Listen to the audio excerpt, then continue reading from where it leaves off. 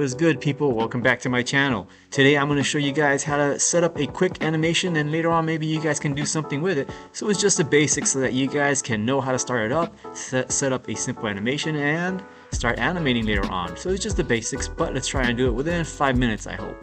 So far I have a square in the background. That's just to make it look nice, and you can see things that are moving.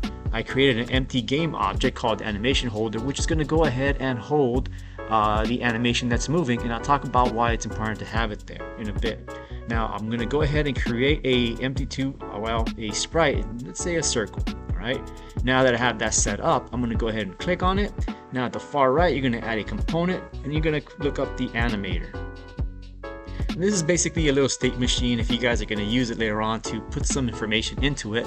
And that's pretty much going to hold all the multiple animations that you are going to call later on. I don't use it that much or at all, but that's for another video. So now that we have that set up, if you guys will take a look on the right, you have the controller, and you need an animator controller to be set up to get this to run. So right on the assets menu or anywhere you want, you can go ahead and create and go straight to a, where is it, animator controller, and we just say test for now.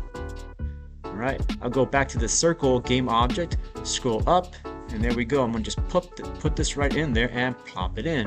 Now if you want to see what's in there, you can just straight up click on it, and you see that you got all this stuff in there that probably you'll be using later on, but for now I won't be using it at all. I'll be using just a straight simple forward animation.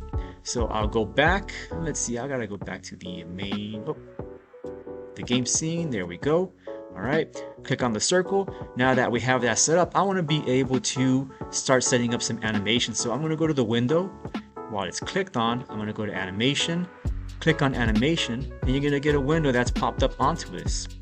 So now that you got that set up, you could put this anywhere. You could probably move this, let's see, right next to the other section and draw it in there if I can. There we go.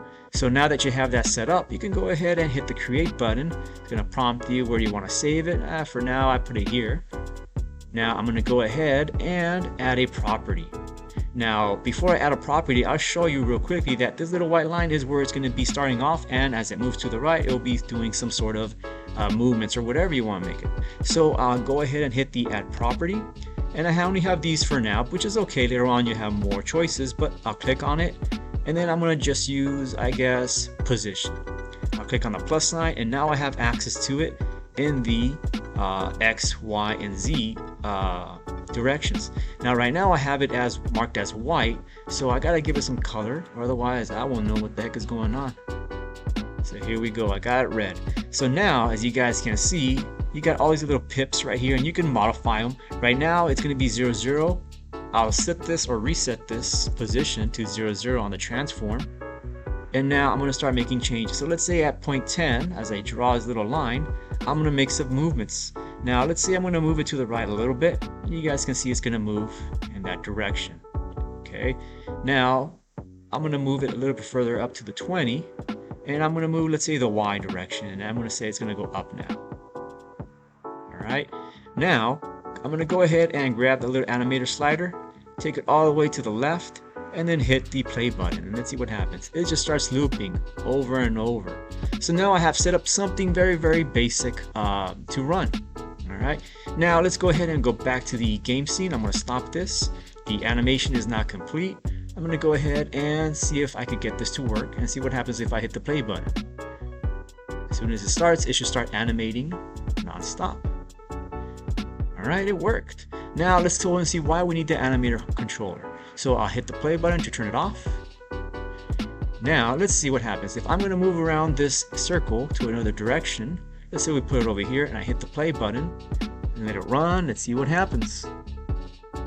It just teleported back to the origin, and that's not pretty good, right? So we want to make this animate wherever we have this needing to be spawned or instantiated from. So I'll hit the play to get out of there. Now I'll pop this into the animation holder. Oops, I didn't get it in there. There we go. Now let's see where we have it. I'm going to just hit a little tag so I can see it. Put a green tag on it. So now I have it right there. The circle, I'm going to reset that to 0 to be right on top of it. Alright. Now back to the animation controller. Now if I move this to the left, and I'm moving the animation holder, not the circle, I'm gonna hit the play and it should be animating from that position. And there we go. Something that's a little annoying, that once you guys start making animations, you'll find this problem occur multiple times, and this will also help you out with that. So there you go. We did a simple animation and I showed you how to do the basics, and of course there's way more stuff for you guys to do, and maybe I'll show you guys later how to start animating from code and not the animation controller. All right, thanks guys. Catch you guys later. Bye.